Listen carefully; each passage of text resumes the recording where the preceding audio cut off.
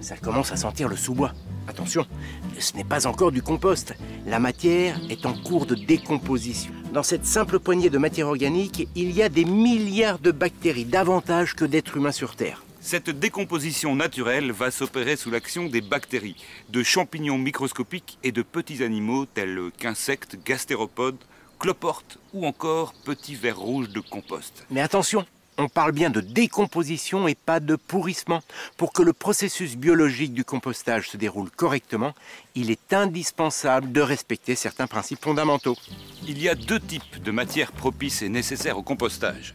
Les matières brunes et sèches d'abord, feuilles mortes, brindilles, copeaux de bois, carton brun, etc. Et ensuite les matières vertes et humides. Ce sont principalement surtout les déchets de cuisine, les déchets organiques de cuisine, les pelures de fruits et de légumes, les tombes de pelouse fraîche, mais aussi du marc de café, des sachets de thé, etc. Les matières brunes et sèches contiennent du carbone, les matières vertes et humides, de l'azote. Eh bien, le secret d'un bon compostage, c'est l'équilibre entre le carbone et l'azote.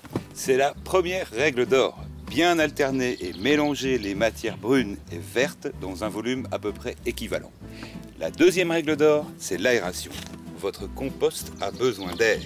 Alors faites-le respirer par l'usage régulier d'une tige aératrice pour les fûts et par 1 ou 2 retournements annuels à la fourche pour les autres systèmes. Absolument. Pour vivre et travailler, les organismes décomposeurs ont besoin d'oxygène. C'est la raison pour laquelle il faut aérer régulièrement votre compost. Au passage, ça évite aussi les mauvaises odeurs. Enfin, troisième règle d'or, il faut contrôler régulièrement l'humidité du compost.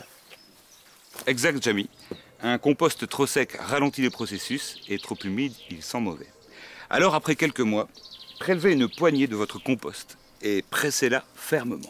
Si elle tient en boule avec apparition de quelques gouttes d'eau, c'est parfait. Si l'eau dégouline, c'est que votre mélange est trop humide, mélangez-y de la matière sèche. Par contre, si votre poignée s'effrite dans votre main, c'est que votre compost est trop sec. N'hésitez pas à l'arroser.